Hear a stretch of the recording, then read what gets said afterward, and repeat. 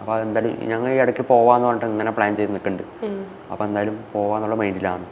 ഇപ്പോൾ ലൈഫിൽ ഏറ്റവും ഭയങ്കര വിഷമിപ്പിച്ചിട്ടുള്ള ഏതെങ്കിലും സാഹചര്യങ്ങളൊക്കെ ഉണ്ടായിട്ടുണ്ടോ?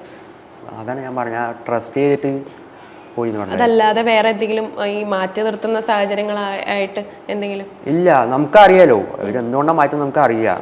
അപ്പം നമ്മൾ പിന്നെ അങ്ങനെ എനിക്ക് ഇതിൻ്റെ പേരിൽ അങ്ങനെ ഒരു വേദന വന്നില്ല. മുമ്പ് ഉണ്ടായിരുന്നു, അത്രയില്ല. എന്നാലും നമുക്കറിയാം അയ്യോ എന്നെ മാറ്റി നിർത്തിയല്ലേ അങ്ങനെ ഒരു മൈൻഡ് ഉണ്ടായിരുന്നു. പക്ഷെ ഇപ്പം ഇല്ല. അപ്പം നമ്മളെ മാറ്റി നിർത്തിയാൽ നമ്മുടെ അടുത്തേക്ക് വരുന്നുണ്ട്. അപ്പം നമുക്ക് പിന്നെ ഒന്നും വിഷമമൊന്നും അല്ല.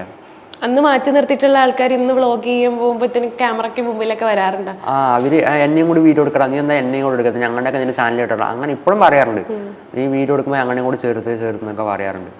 അപ്പം ഞാൻ പറയാം ചേർത്താ സമയമുണ്ടല്ലോ.